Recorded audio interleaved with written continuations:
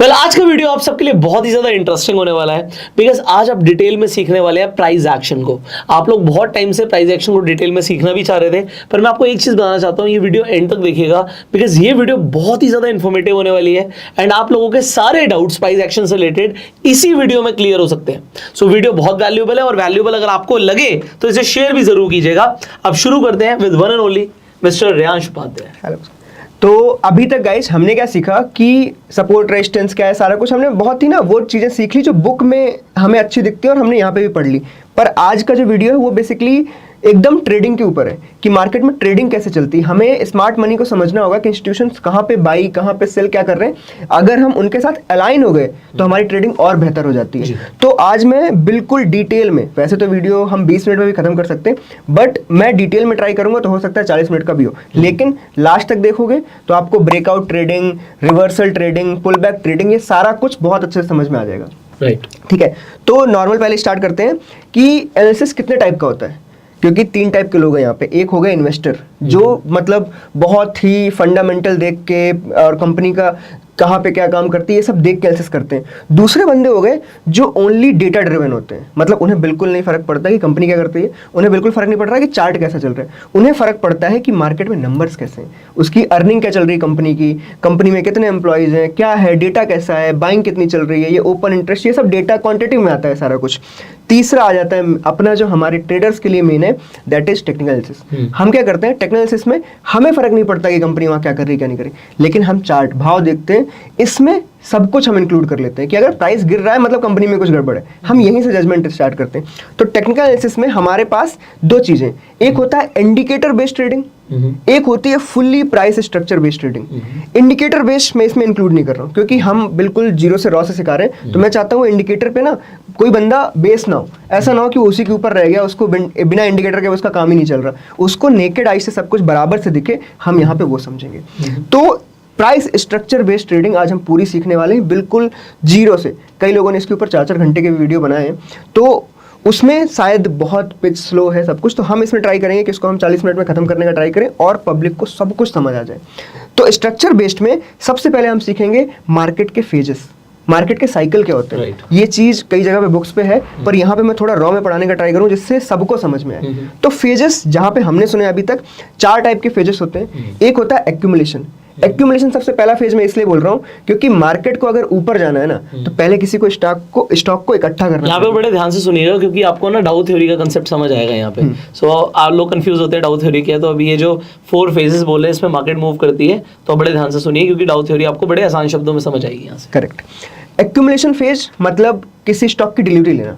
अब हम जब देखते हैं कि मार्केट में एक्यूमुलेशन को इकट्ठा किया जा रहा है, स्टॉक को इकट्ठा किया जा रहा है, तो स्मार्ट मनी कॉन्सेप्ट का मतलब यहाँ पे ये है कि मान लो मेरे पास 20,000 करोड़ है, मेरे पास एक पूरा हेज फंड है और मुझे ना इस कंपनी में इन्वेस्ट करना है। मान लो कोई भी XYZ कोई भी कंपनी है, मैं अगर अपने 10,000 करोड़ उसमें एक बार में डालूंगा ना, सबको पता चल जाएगा। पहली बात तो वॉल्यूम बहुत बड़ी हो जाएगी, उसके बाद कैंडल बहुत बड़ी होगी, और पब्लिक में ना वो जो चार्ट का स्ट्रक्चर था ना, उसमें कैंडल इतनी बड़ी आ जाएगी ना कि सबको पता चल गया। तो मैं स्मार्ट मनी कैसे रहा, मेरे में फर्क क्या रह गया सब बाकी लोगों में और मुझ में। तो मैं क्या करूंगा, एक्यूमुलेशन फेज में ट्राई करूंगा कि बिना किसी को पता लगे, बिना किसी एक भी रिटेलर को पता लगे, मैं उसमें बाइंग करता रहूंगा और अपने 10,000 करोड़ की बाइंग भी कर लूं और पब्लिक को पता भी ना चले। तो क्या होगा, छोटे वॉल्यूम और छोटे कैंडल में एक्यूमुलेशन होता है और वॉल्टिलिटी क्रिएट करके। अब मैं यहाँ पे एक्सप्लेन करता हूँ कैसे वॉल्टिलिटी क्रिएट। क्या होता है कि एक्यूमुलेशन फेज में मान लो मैंने एग्जाम्पल 10,000 करोड़ का, ठीक है, हमारे पास टोटल है 10,000 CR है हमारे पास, तो 10,000 करोड़ का हमें बाइंग करनी है, ठीक है, एक्यूमुलेशन फेज में। तो ये जो फेज होता है ना, इस जगह पे बाइंग के लिए मेरे पास 10,000 करोड़ तो है, पर सामने से 10,000 करोड़ सेलिंग है क्या, तो मैं क्या करूंगा, धीरे धीरे करके 1,500 करोड़ 2,000 करोड़ इनकी बिडिंग लगाता रहूंगा। जब भी वो बिडिंग फिल होती रहेगी, उससे क्या होगा, मार्केट प्राइस वैसे भी ऊपर जाएगा। जैसे मेरी बिड फिल हुई, मेरे पास 1,500 करोड़ के स्टॉक्स आ गए, फिर 2,000 करोड़ के, ऐसे करके 10,000 पूरे होंगे। उसमें क्या होगा, कभी प्रॉफिट बुकिंग हो रही है बीच में, कभी कुछ हो रहा है, तो इससे क्या एक फेज क्रिएट होगा, साइडवेज एरिया क्रिएट होगा। जब ये कंप्लीट हो जाएगा या फिर जब सब बायर धीरे धीरे आने लगेंगे, पार्टिसिपेशन स्टार्ट हो जाएगा, पूरा पब्लिक में डिस्ट्रीब्यूशन या पार्टिसिपेशन स्टार्ट होता है, मार्केट में एडवांस स्टेज आ जाती है। इसको एडवांसिंग भी बोलते हैं, आप ट्रेंड बोल लो, आप कुछ भी बोल सकते हो इसको।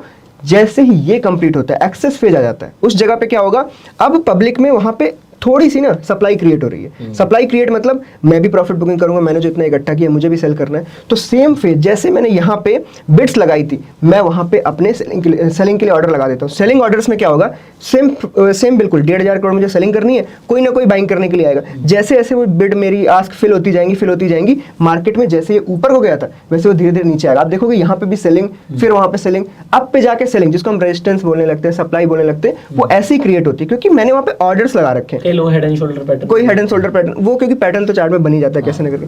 तो ऐसे करके डिस्ट्रीब्यूशन फेज भी कंप्लीट होता है। अब क्या हो गया, चीजें खाली हो गई, बाइंग थी यहाँ खाली थी, इस जगह पे एडवांसिंग था, इधर डिस्ट्रीब्यूशन था। अब क्या होगा, इस जगह पे वापस से नया साइकिल आएगा जिसको हम पैनिक साइकिल भी बोलते हैं, आप डाउन ट्रेंड भी बोलते हो, डिक्लाइन साइकिल भी बोलते हैं। क्या होगा, सब कुछ हो गया, अब नया प्राइस चाहिए। अप पे बाई करके कोई फायदा नहीं है, अब हमें नया प्राइस के लिए क्या चाहिए कि थोड़ा नीचे मिले कैसे भी। तो लोगों ने अपना बाइंग किया, यहाँ पे सेलिंग कर दिया, प्रॉफिट बुकिंग। अब प्रॉफिट बुकिंग ना ये शार्प होने लगती है क्योंकि इसको क्या होता है, बोलते हैं ना कि धीरे धीरे ऊपर की तरफ सीढ़ियों से चढ़ते हैं, नीचे गिरने के लिए हमें सिर्फ खिड़की चाहिए, कूद गए। तो सेम चीज यहाँ पे होती है। आपने कई बार देखा होगा डाउन ट्रेंड में फास्ट पैसा बनता है, कई लोग जब पुट बाइंग करते हैं उसमें डबल ट्रिपल फास्ट पैसा बनता है। लेकिन आप सेम चीज कॉल बाइंग में देखोगे, कभी कभी आपको थीटा डी के बीच में आ जाएगा। बहुत सारी चीजें, ये चीजें कॉन्सेप्ट हम बाद में एक्सप्लेन करने वाले, पर पैनिक क्रिएट हुआ, मार्केट ने अपना एक लो लगा दिया वापस से। यहाँ पे बस आप लोगों को एक चीज एक्सप्लेन करना मैं चाहूंगा। देखिए होता क्या है एक्यूमुलेशन फेज में, जैसे रियांश ने एग्जांपल दिया, किसी पर 10,000 करोड़ है तो 10,000 करोड़ के शेयर्स मार्केट में एकदम से अवेलेबल नहीं है। वो बिड डालता है, जैसे ही मान लो उसने 100 रुपए का प्राइस डाला, अब 100 रुपए पे 1,000 करोड़ के शेयर्स तो आ गए, बट अब कोई 100 रुपए पे ना और 1,000 करोड़ के शेयर नहीं दे रहा, तो वो अपनी बिड बढ़ाएगा, वो 100.5 करेगा, तो वो 0.5 से क्या हुआ, प्राइस बढ़ गया। तो अब उसने 1,000 करोड़ के और ले लिया। अब कोई 100.5 पे भी नहीं देना चाहता, अब वो कहेगा मैं 101 पे दूंगा, 102 पे दूंगा, 103 पे दूंगा। तो इस तरीके से होता क्या है, क्योंकि उसे खरीदना तो है ही माल और एकदम से शेयर्स अवेलेबल नहीं है। तो आप देखते होंगे जो FIIs हैं या DIs हैं वो एकदम से बाइंग नहीं करते, वो रोज बाइंग रोज सेलिंग उनकी चलती रहती है। कोई शेयर बेच रहे हैं, कोई शेयर खरीद रहे हैं, बट नेट में अगर वो खरीदते चले जाएंगे तो वो शेयर का प्राइस ऊपर लेते हुए चले जाएंगे। अब एक टाइम पे जो पब्लिक पार्टिसिपेशन आ जाता है, अब लोगों को लगता है, लोग कब देखते हैं प्राइस को, यार जब वो बहुत ज्यादा बढ़ जाता है। करेक्ट। और उसके बाद पब्लिक सोचती है यार अब टाइम है खरीदने का, पर उसके बाद से वो देखते हैं कि प्राइस गिरना शुरू हो गया, क्योंकि जिसने नीचे से खरीदा था उसने बिड लगाना शुरू कर दी सेल की। अब उसने 100 रुपए पे मान लो, या सॉरी 100 का तो प्राइस 110 हो गया मान लो, अब उसने 110 पे 1,000 करोड़ का माल बेच दिया। अब कोई खरीदने वाला भी तो होना चाहिए। अब दूसरा बंदा कहता है नीचे मैं तो 105 पे खरीदूंगा। अब जब वो कहता है 105 पे ही मैं खरीदूंगा, तो वो 105 पे मान लो 1,000 या 2,000 करोड़ का माल बेच देगा, तो प्राइस धीरे धीरे और नीचे आ जाएगा और वो बिड लगातार नीचे होती जाती है। इसीलिए जैसे इन्होंने बोला, क्योंकि जब पैनिक फेज आता है हर कोई कहता है किसी भी भाव पे बेच दे भाई, जो भाव मिल रहा है बुक कर, पैसा निकाल ले मार्केट से। तो पैनिक में प्राइस गिरता बहुत तेजी से है। और यस, यहाँ पे तो पुट की बात आ गई, तो जो ऑप्शंस के अंदर लोग हैं वो अपना पैसा मल्टीप्लाई भी कर लेते हैं, कुछ लोग गवा भी देते हैं। अरे ये वही कहावत है ना कि मैंने खरीदा मेरा ऐसे लेट हो रहा है, क्यों? क्योंकि you are not wrong, you are just late. वो वाली बात है। तो ये वो एरिया है जहाँ पे आप बस लेट हो गए हो, आप गलत नहीं हो। मार्केट चलो बुलिश है, लेकिन आप थोड़ा सा लेट हो, उसके चक्कर में आपके ऐसे लेट होना शुरू हो जाते हैं। अभी आपको समझाया क्यों जा रहा है, देखो डाउ थ्योरी क्या बोल रही है। आप इसे 3 फेज या 4 फेज में देख लेते हैं। तो 3 कैसे, दोनों टाइम में पब्लिक पार्टिसिपेशन है, बट इस टाइम पे हम इसे पैनिक फेज बोल देते हैं, तो 4 फेज हो गए। तो एक्यूमुलेशन, पब्लिक पार्टिसिपेशन, उसके बाद ऊपर एक्सेस फेज आ जाता है, फिर ये डिस्ट्रीब्यूशन है और फिर पैनिक फेज है। सो ये आपको समझना था, आगे बढ़ते हैं। ठीक है, तो ये एक ब्रॉडर व्यू हो गया। ये साइकिल समझना मतलब आपको ब्रॉड में समझ आ गया कि मार्केट ऐसे काम करता है। अब मार्केट में एक तरीके से समझ लो स्ट्रक्चर कैसे कैसे होते हैं, क्योंकि स्ट्रक्चर समझना भी इंपॉर्टेंट है, क्योंकि स्ट्रक्चर से आप ये रिफाइन करते हो, फिल्टर करते हो कि मुझे बाइंग कब करनी है, मुझे सेलिंग कब करनी है। ये चीज़ फिल्टर आउट करना बहुत इंपॉर्टेंट है, अदरवाइज आपके ट्रेड फंसने लगेंगे। आपको लगेगा मार्केट ऊपर जा रही है, आपने बाइंग मारी, मार्केट फिर नीचे आ गई। तो अगर आप स्ट्रक्चर को समझते हो तो आप ओनली बाइंग करोगे, जब आपको लगता है डिक्लाइन फेज है तब आप ओनली सेलिंग करोगे। बट वो समझने के लिए आपको पहले स्ट्रक्चर समझने पड़ेंगे। और एक चीज और है, क्योंकि ये हमने जो फेजेस बताए हैं, हमने साइकिल बोल रहे हैं। साइकिल का मतलब क्या है, जब ये कंप्लीट होगा तो दोबारा से शुरू हो जाएगा। वहां पे पैनिक आया था, फिर एक्यूमुलेशन आ गया, यहाँ पे पैनिक आया, फिर एक्यूमुलेशन आ गया। तो ये आपको समझना है, साइकिल है चारों। इट्स रिपीट, बार बार चलता रहेगा cycle. Yes yes, please continue. तो सबसे पहले स्ट्रक्चर की बात करते हैं हम कि अप ट्रेंड, डाउन ट्रेंड और साइडवेज, ये 3 स्ट्रक्चर होते हैं। तीनों में एक साइडवेज को हम रेंज भी बोलते हैं, रेंज मार्केट चल रही है। तो ये तीनों ना एक तरीके से समझ लो 3 ट्रेडर भी पैदा करते हैं कि कई लोग अप ट्रेंड ट्रेडर होते हैं, मतलब मैं बुल हूँ, बोलते हैं ना, आई एम बुल। उसके बाद क्या होता है, कुछ लोग ओनली बेरिश ट्रेडर होते हैं, उन्हें खाली सेल करना पसंद होता है क्योंकि उनको फास्ट मनी चाहिए। फिर एक रेंज ट्रेडर भी होते हैं जो लो पे बाई करेंगे, अप पे सेल करेंगे। तो हम इन तीनों को समझते हैं। जब भी अप ट्रेंड आता है, अप ट्रेंड का मतलब क्या है, इसमें मार्केट ऐसे मूव कर रहा है, मैं ऐसे क्यों बोल रहा हूँ, क्योंकि अभी हमने समझा था कि एक्यूमुलेशन में भी जब मार्केट ऊपर को गया भी ना, तो उसके बाद कुछ लोग प्रॉफिट बुकिंग करेंगे। प्रॉफिट बुकिंग के टाइम पे ये जो एरिया है मार्केट के जरा सा जो डिक्लाइन आता है, इसी को हम थोड़ा सा ना पुल बैक बोलते हैं। तो अप ट्रेंड में आपको ऊपर की तरफ पुल बैक बार बार मिलते रहेंगे। इसमें इसको क्या होगा, this is higher high, this is higher low. आपको हायर हाई हायर लो का जो मार्केट चलता है उसको हम अप ट्रेंड बोलते हैं। इसमें 3 टाइप के ट्रेडर आ जाते हैं, breakout trader, reversal trader, pull back trader. But mainly जो इन्वेस्टर होंगे वो पुल बैक पे ध्यान देंगे, मतलब यहाँ बाइंग देने का ध्यान करेंगे कि आप इस लो लेवल पे कैसे बाइंग कर लोगे। इसके कॉन्सेप्ट अलग है, हम लास्ट में समझेंगे। पर अप ट्रेंड के टाइम पे हायर हाई के बाद हायर लो पे बाई करना है, या फिर हायर हाई के ब्रेकआउट पे ब्रेकआउट ट्रेडर बाई करेगा, और या तो बीच में ही हम कहीं पे भी ब्रेकआउट पे बाई कर सकते हैं, बट लोअर टाइम फ्रेम पे। तो ये अप ट्रेंड का स्ट्रक्चर हो गया अपना। उसके बाद आप चार्ट में देखो, क्या सेम चीज आपको देखने को मिल रही है? चार्ट में भी मार्केट हमेशा, ये भी एक अप ट्रेंड है, क्योंकि ये देखो यहाँ पे एक्यूमुलेशन दिख रहा है जो अभी हमने बात की। उसके बाद मार्केट ने यहाँ से अपना पब्लिक पार्टिसिपेशन स्टार्ट किया, मार्केट ऊपर गया, फिर यहाँ पे कुछ सेलिंग आई, फिर ऊपर गया, फिर यहाँ पे कुछ सेलिंग आई, फिर ऊपर गया, कुछ यहाँ पे सेलिंग आई। इसका मतलब आप कभी भी लेट नहीं हो, मतलब एक बुल रन चल रहा है या अप ट्रेंड चल रहा है या डाउन ट्रेंड चल रहा है, आप कभी भी लेट नहीं हो। बस आपको ना सही जगह पे एंट्री करनी है। अब मान लो मार्केट में इतना ऊपर आ गया, मैं यहाँ पे ही बाई कर लूँ बिना किसी पुल बैक का वेट किए, तो यहाँ पे मेरी गलती है कि एसएल हिट हो गया, अरे मैंने बाई किया तभी एसएल क्यों हिट होता है? क्योंकि आपने ना जल्दबाजी की, फोमो किया, फियर ऑफ मिसिंग आउट। कहीं ऐसा ना हो कि ये इस जगह से सीधा वहां चला जाए। इस चक्कर में हम कई बार जब नया नया ट्रेडिंग स्टार्ट करते हैं तो हम बहुत सारी गलतियां करते हैं, फटाक से घुस जाते हैं कि नहीं यार अभी तो पैसा चलो कुछ नहीं, लाख के 20,000 ही लगा देते हैं, आया नहीं आया, लेकिन वो 20,000 गए ना, एसएल गया ना। अब आपके पास 80,000, अब आप सही भी हुए तो हो सकता है आपका दोबारा एसएल आप 40,000 पे आ गए। तो ये चीज की गलती को कम करने के लिए बिगिनिंग के टाइम पे आप थोड़ा ना पुल बैक, लोअर प्राइसेस पे बाइंग करने का स्टार्ट करो। इससे क्या होगा, वेट इट, आप इसको वेट करोगे। देखो वेट करके आपको ये मेन सपोर्ट रेजिस्टेंस हमने समझा था फर्स्ट क्लास में, तो सपोर्ट रेजिस्टेंस पे जरूर आता है। सपोर्ट रेजिस्टेंस पे कई बार लोग पूछते हैं कि अब हम बाइंग कैसे करेंगे, उसके लिए भी हमने एक वीडियो बनाया था जिसमें हमने कैंडल स्टिक्स की बात की थी। आपको सपोर्ट लेवल पे पिन बार्स मिल जाती हैं, इनसाइड बार्स मिल जाती हैं, एक एडवांस ग्रीन कैंडल मिल जाती है बड़ी। इन सारे तरीकों से आप बाइंग कर सकते हो, ये सारा यूजफुल है। अगर हम इसके सेकंड फेज की बात करें, that is down trend. Down trend का मतलब सिंपल, इसी का जस्ट अपोजिट। मार्केट में गिरावट आएगी, गिरावट आने के बाद बंदा क्या करेगा, प्रॉफिट बुकिंग, मतलब उसने शॉर्ट मारा है, शॉर्ट मारने के बाद जब वापस से प्रॉफिट बुकिंग करेगा, मार्केट थोड़ा सा ऊपर जाएगी। यहाँ पे क्या होता है ना, कई बार कई लोग कॉन्ट्रा ट्रेड करते हैं। कॉन्ट्रा ट्रेड मतलब कि एक तो प्रॉफिट बुकिंग आई, कॉन्ट्रा ट्रेड मतलब कि अब यहाँ से रिवर्सल हो गया। जिन लोगों को लगता है रिवर्सल हो गया वो लोग बाइंग भी मार देते हैं। तो कई बार यहाँ पे डाउन ट्रेंड में ज़्यादा टाइम हमें ना डीप रिवर्सल मिलते हैं। It is not just like up trend. Up trend में क्या होता है ना, थोड़ा रिवर्सल नीचे की तरफ कम आता है, क्योंकि सब लोग वेट कर रहे हैं बाइंग करने, सब लोग वेट कर रहे हैं। डाउन ट्रेंड में ना लोगों में एक चीज़ ये रहती है कि हमें बाइंग करने का मौका मिल जाए। जैसे ज़्यादा नीचे आ गई ना मार्केट, तो लोगों में आता है अरे ये तो बहुत प्राइस नीचे है, चलो बाइंग करते हैं। बट फॉलिंग नाइफ को कभी नहीं पकड़ना चाहिए। आप हमेशा जब भी बाइंग करने का मौका मिले ना, तो डो थ्योरी के हिसाब से जैसे हमने पढ़ा, हमेशा वेट। जब आप वेट करोगे ना, आपको जब वो दिखने लगे कि हाँ यहाँ पे मार्केट ऐसे आई, रिवर्सल आया है, आप तभी बाई करो। कभी भी फॉलिंग नाइफ नहीं पकड़ना है डाउन ट्रेंड में। आप सेलर हो तो कोई बात नहीं, बट मैं बायर्स के लिए बता रहा हूँ, अगर आप ओनली बाइंग करते हो और डाउन ट्रेंड चल रहा है, तो कभी भी ऐसे फंसना नहीं है कि फॉलिंग नाइफ में आप एंटर करो। और डाउन ट्रेंड में भी सिंपल, यहाँ पे हायर लो लोअर लो हो जाते हैं, हायर लो लोअर लो। अगर मार्केट में डेली टाइम फ्रेम में आपको हायर लो लोअर लो दिखता चल रहा है, तो आप ट्रेंड डिसाइड कर लोगे दिस इज डाउन ट्रेंड। मतलब आप यहाँ पे अगर सेलिंग की ट्रेड लोगे तो आपका रिस्क रिवॉर्ड ज्यादा बेहतर होगा। बाइंग की ट्रेड लेने में आपको खतरा है, आपके एसएल हिट होने के ज्यादा चांसेस है। सिमिलरली अप ट्रेंड अगर चल रहा हो ना, तो वहां पे आप ओनली बाइंग की ट्रेड लो, सेलिंग की ट्रेड लेने में आपको खतरा है। ये दो सिंपल स्ट्रक्चर हो गए अपने। इन सब में जो सबसे गड़बड़ स्ट्रक्चर है वो है रेंज मार्केट। रेंज मार्केट को समझना ही सबसे टफ होता है और उसको ट्रेड करना काफ़ी कठिन होता है। बहुत कम रेंज ट्रेडर मिलते हैं, क्योंकि रेंज ट्रेडिंग के लिए लोगों ने आजकल स्ट्रेटजीज का वो ले लिया, अपने को सहारा ले लिया, और वो चीज़ हम बहुत डिटेल में डिस्कस करने वाले हैं। हो सकता है एक एक स्ट्रेटजी हम एक एक वीडियो में आधे आधे घंटे में डिस्कस करें, क्योंकि रेंज ट्रेडिंग आप सबको जानते हो कि ये जो एडवांसिंग फेज होते हैं ना अपने, जिनमें मार्केट पार्टिसिपेशन बढ़ता जाता है, मार्केट में अप ट्रेंड डाउन ट्रेंड है, ये थोड़े कम टाइम के लिए होते हैं। आपको ऐसा साल में 3 महीने ऐसे मिलेंगे कि जो 1 महीने में बिल्कुल ऊपर, 1.5 महीने में बिल्कुल, 1.5 महीने में बिल्कुल नीचे। लेकिन जो बाकी के 6-7 महीने होते हैं ना, मार्केट वहाँ पे आपको एक्यूमुलेशन डिस्ट्रीब्यूशन करता है, क्योंकि डिस्ट्रीब्यूशन फेज और एक्यूमुलेशन फेज ना थोड़े लॉन्ग टर्म चलते हैं। ऐसा नहीं होता कि 4 दिन हुए और 4 दिन में डिक्लाइन आ जाएगा, थोड़ा लंबा चलता है। उस चक्कर में आपको रेंज मार्केट ज़्यादा देखने को मिलती है। इसीलिए आप स्ट्रेटजीज की बात करें अगर, तो स्ट्रैडल, स्ट्रैंगल, ये सब अपने मार्केट में बहुत ज़्यादा चलते हैं। उनको डिटेल में पढ़ना हमारे लिए बहुत इंपॉर्टेंट है। तो नेक्स्ट फेज क्या आ गया? नेक्स्ट फेज सिंपल आ गया अपना रेंज मार्केट। रेंज मार्केट जैसे कि ये रही, इस जगह पे ये हमारी एक रेंज मार्केट है। रेंज मार्केट में क्या होता है कि मेनली आपको बस इतना ध्यान देना, रेंज मार्केट पता कैसे चलेगी। पहली बात तो आप इतने को देख के रेंज मार्केट डिसाइड ही नहीं कर सकते। आपको चाहिए कम से कम 2 बार कहीं से मार्केट पलटाओ, जैसे कि 2 रेजिस्टेंस से 2 सपोर्ट, 2 रेजिस्टेंस 2 सपोर्ट एटलीस्ट, क्योंकि एक बार में तो पता नहीं चलेगा, हो सकता है वी शेप में रिकवरी कर जाए। तो आपको जब ये 2 बार टकरा जाए ना दोनों तरफ, तो समझना कि अब मार्केट ने इस जगह को रेजिस्टेंस घोषित कर दिया है और इसको सपोर्ट।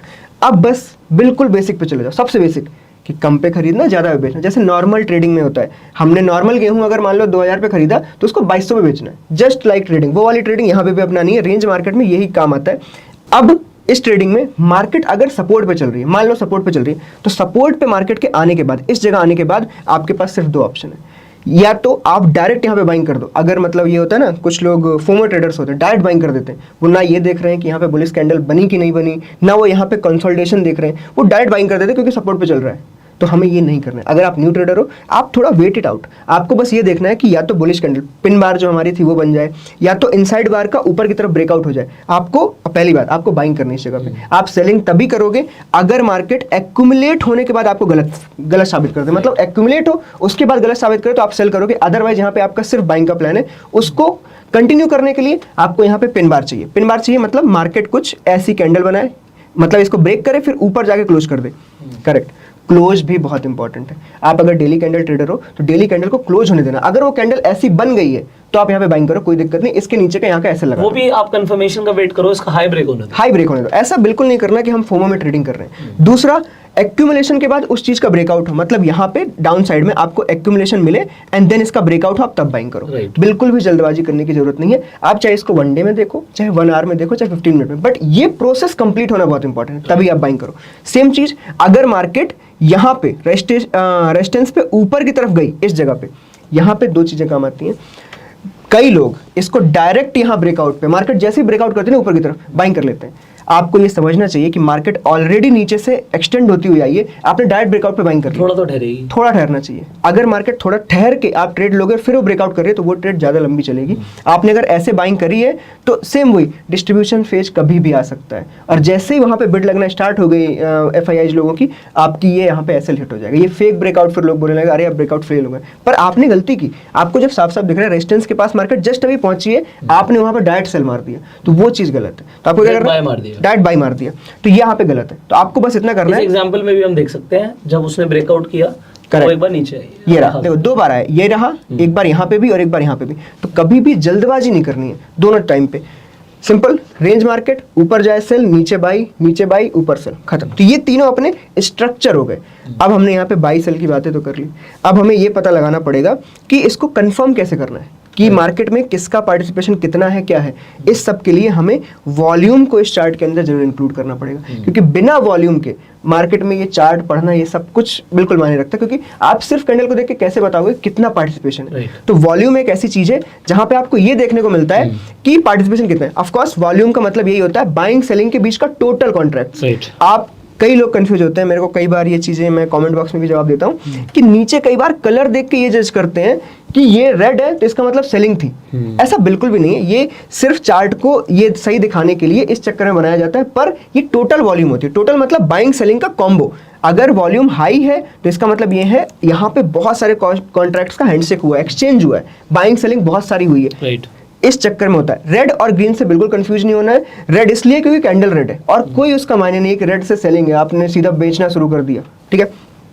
तो एक बहुत ही पुराना कॉन्सेप्ट है वॉल्यूम का, मतलब बुक्स में भी आता है, पर हम उसको थोड़ा डिटेल में समझेंगे। थोड़ा सा जूम भी कर लेते हैं सो दैट एक कैंडल अलग से दिख जाए लोगों को, थोड़ा सा जूम कर लो। एक बहुत पुराना कॉन्सेप्ट है, आपको बुक्स में बहुत ज्यादा मिलेगा ये, और अभी भी यूज होता है, बट क्या पता सब लोग भूल गए, एक बार याद दिला देता हूँ। राइट, 2 चीजें होती हैं आपके पास चार्ट में, क्या अवेलेबल है, प्राइस अवेलेबल है। दूसरा चार्ट में हमारे पास नीचे अवेलेबल है वॉल्यूम।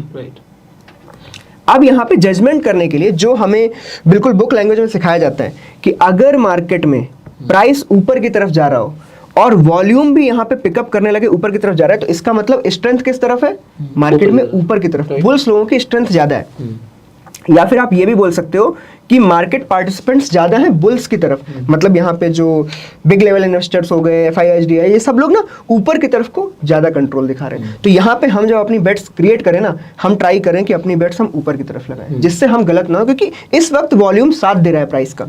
अगर इसी का जस्ट उल्टा होने लगे कि मतलब प्राइस तो ऊपर जा रहा है बट जो वॉल्यूम है वो अभी डाउन साइड में जा रही है, तो इसका मतलब है कि यहाँ पे ना धीरे से जो बड़े इन्वेस्टर्स हैं, एफआईआईज वगैरह हैं, उन्होंने ना इंटरेस्ट खो दिया है मार्केट के ऊपर। प्राइस ऊपर तो जा रहा है बट थोड़ा सा उन्होंने इंटरेस्ट खोना स्टार्ट कर दिया है, तो वॉल्यूम लो होने लगी है। इसका मतलब है यहाँ पे किसका पार्टिसिपेशन थोड़ा सा ज़्यादा है, इस वक्त रिटेलर्स ने अपना ज़्यादा पार्टिसिपेशन रख रखा है, जो एफआईआईज डीआईजी वो थोड़े धीरे लो हो रहे हैं, तो वॉल्यूम घटने लगेगा। एडवांसिंग फेज में वॉल्यूम इंक्रीज होता चला गया, पर जब वहाँ पे धीरे से उन्होंने डिस्ट्रीब्यूशन कर दिया, अब धीरे धीरे क्या होगा, वॉल्यूम घटना शुरू हो जाएगी, पर प्राइस तो फिर भी ऊपर जा रहा है। आपको भी एग्जांपल में देखना आप कि कई बार मार्केट एक्सटेंड होने के बाद जब और ऊपर जाता है वॉल्यूम लो हो जाती है। इसका मतलब कि अब किसी भी टाइम डिस्ट्रीब्यूशन शुरू होकर रिवर्सल आ सकता है।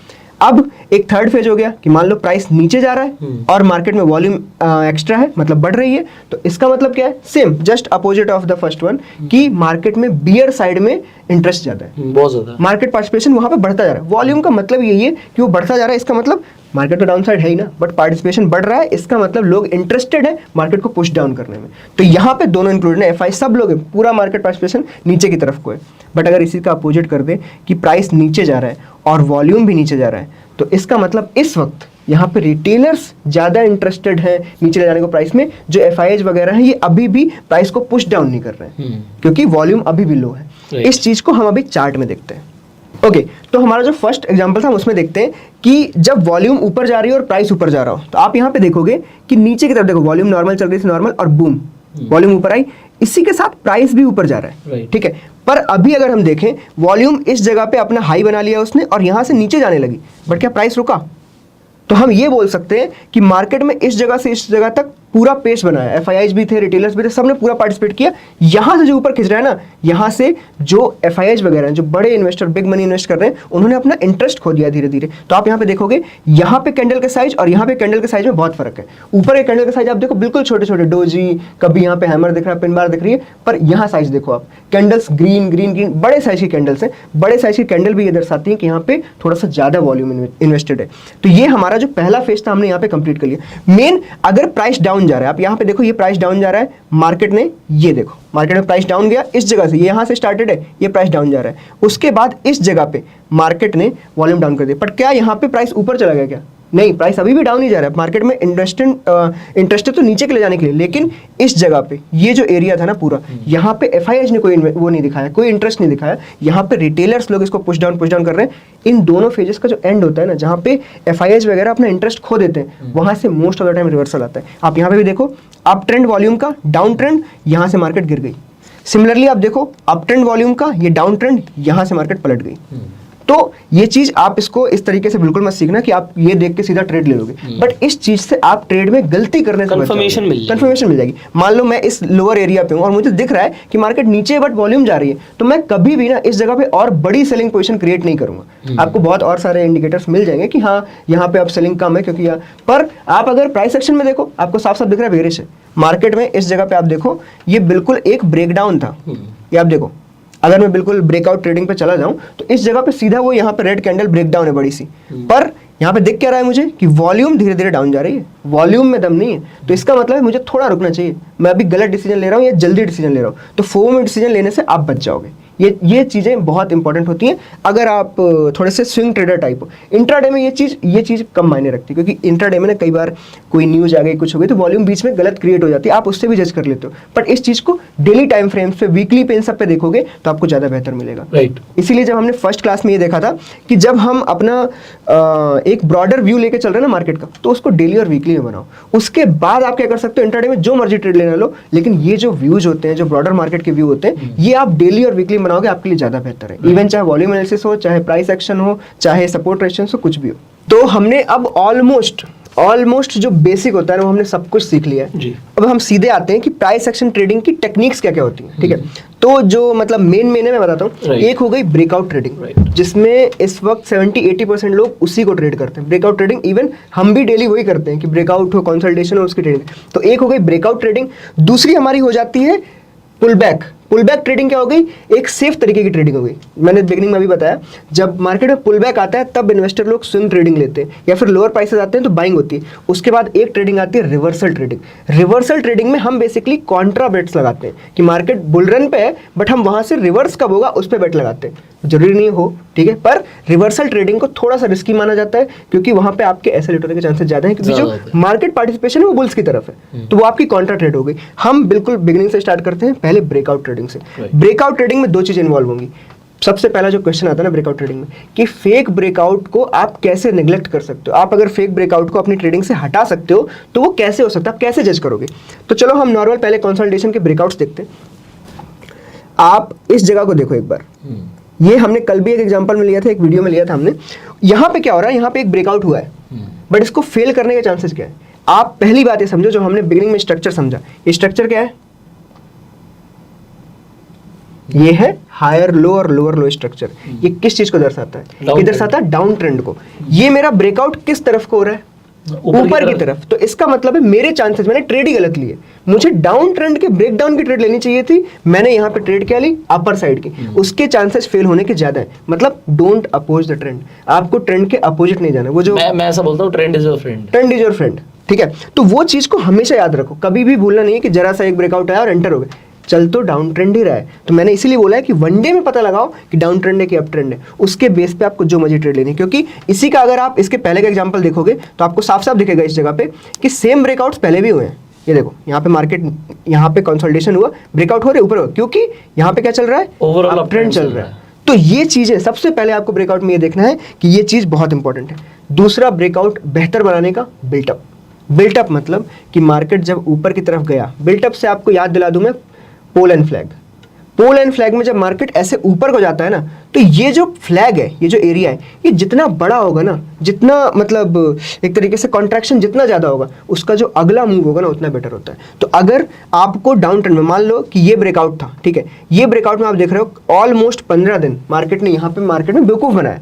तो 15 दिन बेवकूफ बनाने के बाद क्या हुआ, एक बहुत लंबा मूव मिला आपको। तो वो जो मार्केट आपको बेवकूफ बना रहा है, आपकी मान लो 1-2 लाख रुपए ले रहा है और आप यहाँ पे इन्वेस्ट भी कर रहे हो, पर जब वो देगा ना, आपके सीधे यहाँ पे कंप्लीट कर देगा, सारे लॉसेस यहाँ कंप्लीट हो जाएंगे, बट आपको वेट करना है। तो आपको ट्रेंड के साथ रहना है, तो आप फेक ब्रेकआउट से बच जाओगे। और आपको बिल्टअप देखना है। आपने अगर मार्केट ऐसे आई और एक कैंडल रेड आई और आपने सीधा सोचा चलो फिर से बाइंग कर दे ब्रेकआउट, नहीं, आप थोड़ा वेट करो। अगर रेड कैंडल वहां पे आई तो इसका मतलब किसी ने प्रॉफिट बुकिंग स्टार्ट की है, देखो उन्हें कि क्या पता वो कंटिन्यू करते हैं कि नहीं करते हैं, या फिर से बायर्स आते हैं। ये चीज का वेट आउट बहुत इंपॉर्टेंट है। तो ब्रेकआउट ट्रेडिंग में आप फेक ट्रेडिंग को कैसे निगलेक्ट कर सकते हो, बी विद ट्रेंड, और बिल्टअप बहुत इंपॉर्टेंट है। अब जो आपने बिल्टअप बोला ना, बेसिकली प्राइस एक्शन की वीडियो और हम डायरेक्टली से प्राइस की बात कर रहे हैं, इसलिए मैं ओआई के कंसेप्ट नहीं छेड़ रहा। हाँ। वरना जो आप बार बार पुल बैक बोल रहे हो, और नहीं, मैं अपने लिए जेन्युइनली बोल रहा हूँ, आप ठीक बोल रहे हो। आप कॉन्ट्रैक्शन को समझाना चाह रहे हो, करेक्ट, राइट। तो वो लोगों को समझ आ रहा है कि वो एक कॉन्ट्रैक्शन, एक कंसोलिडेशन फेस है, बट जो बिल्टअप्स भी है ना, वो भी बड़ा समझना है। क्योंकि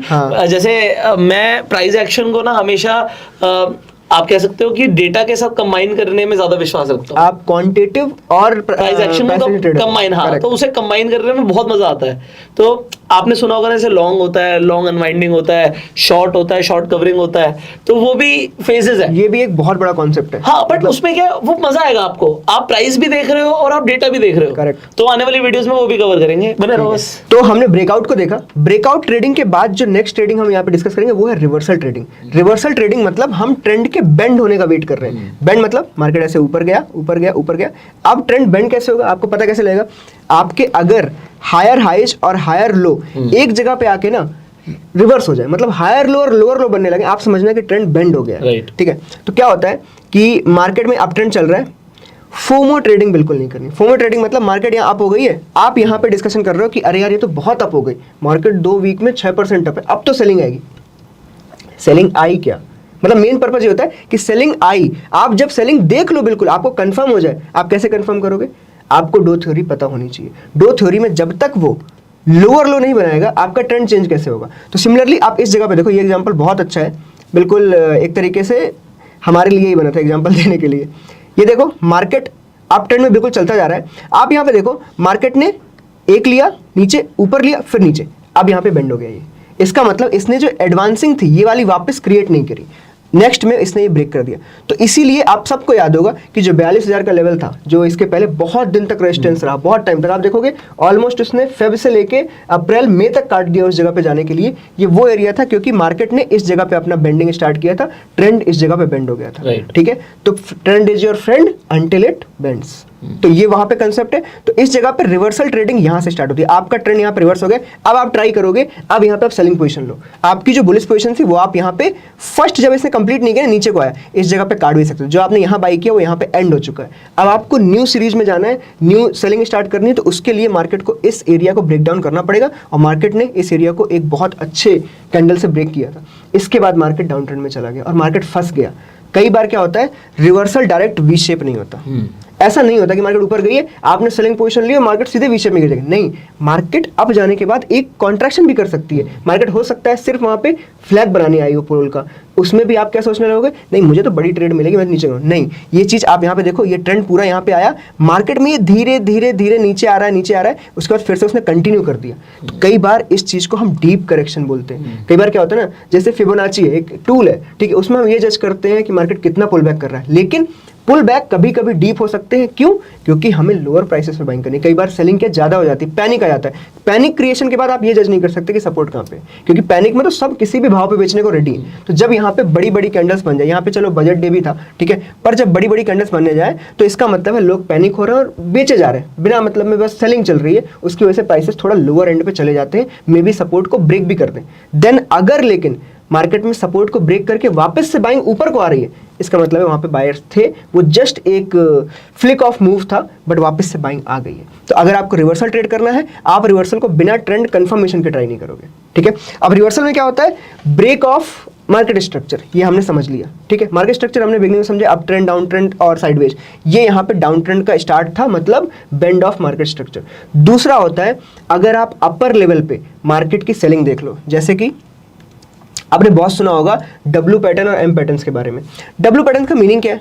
मीनिंग सिंपली कि अगर मार्केट डाउन ट्रेंड पे चली आ रही है, ठीक है, तो डाउन ट्रेंड में जस्ट फॉर एग्जांपल आप ये समझ लो कि मार्केट में आप डाउन ट्रेंड चल रहा है, ठीक है, डाउन ट्रेंड चल रहा है, डाउन ट्रेंड चल रहा है, ये कंटिन्यूएशन में बिल्कुल लोअर लो बनते चले जा रहे हैं। बट एक टाइम ऐसा है कि मार्केट ने जो नया लो था वो बनाया ही नहीं, ठीक है। सबसे पहला साइन है कि मार्केट ने नया लो नहीं बनाया, मतलब नए यहाँ पे सेलिंग पोजीशंस नहीं आ रहे हैं। मार्केट ने में नया लो बना भी नहीं, और उसके बाद मार्केट ने जो ये वाला हायर लो था ना, इसको ब्रेक कर दिया। This is called as W pattern, right. तो इसमें क्या होता है कि ये जो लोग थे, जब ये वाली लास्ट वाली सेलिंग आई थी, अगर मार्केट इसके ऊपर निकल गई ना, तो इसका मतलब यहाँ पे बायर्स इन सेलर्स से जीत चुके हैं। तो इस जगह पे आप रिवर्सल की ट्रेड ले सकते हो। अगर इसी को हम रिवर्स कर दें, एम पैटर्न में चले जाए, एम पैटर्न ऊपर गए ऐसे ऐसे ऐसे, यहाँ पे भी सेम चीज, उसी का जस्ट अपोजिट। अगर मार्केट इसको कंटिन्यू ना करे और उसके बाद अगला ये आया और ये ब्रेक कर दे, राइट, ठीक है। यहाँ पे एक चीज नोटिस करना आप, जरूरी नहीं है वो एम पैटर्न बिल्कुल परफेक्ट एम बने, जरूरी नहीं है वो डब्ल्यू पैटर्न बिल्कुल परफेक्ट डब्ल्यू बने। मैं अभी आपको एग्जांपल दिखाता हूँ डब्ल्यू का।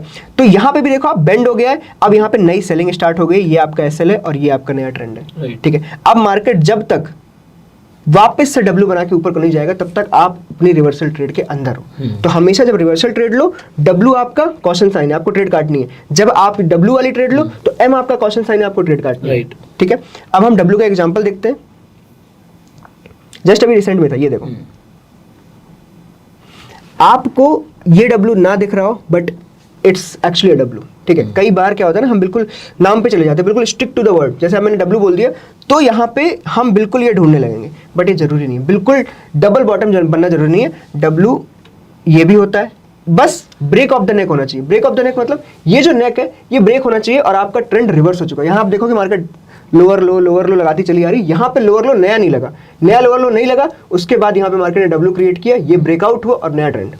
बेसिकली सिंपल सा कंसेप्ट ये भी है कि जो उसका लोअर हाई था वो ब्रेक हो गया, सिंपल। आपने मार्केट ने सपोर्ट लिया, सपोर्ट लेके लोअर हाई ब्रेक कर दिया, जो last, and you have multiple confirmations also, क्योंकि यहाँ पे पिन भी दिख रहा है आपको सब। हाँ, ये सब कनेक्ट करना पड़ेगा। अब जैसे हम एक बार में सारी चीजें एक जगह बताएंगे तो लोग कंफ्यूज हो सके, इसीलिए अलग अलग वीडियो बनाने पड़ते हैं, जिससे वो सब कुछ, लेकिन एट द एंड तो सब कनेक्ट होता है ना, इसी को कंफर्मेशन बोलते हैं। आप यहाँ पे पिन कंफर्म कर लो, यहाँ पे आपको इनसाइड बार मिल जाए, आपको दोनों देखो, ये देखो यहाँ इनसाइड बार भी है, तीन है, यहाँ पे पिन भी है, सब कुछ कंफर्मेशन आता है धीरे धीरे, बट आपको वो चीज आफ्टर अ प्रैक्टिस आती है। आप एक बार में चीजें नहीं सीख सकते। आपको ये चीज जब साल भर 2 साल भर, यहाँ पे 8-9 साल से मैं सेम चीज देख रहा हूँ, मुझे डेली कुछ नया पैटर्न दिखता है, डेली कुछ नई कैंडल दिखती है, तो आपको भी ये चीज डेली प्रैक्टिस करनी है।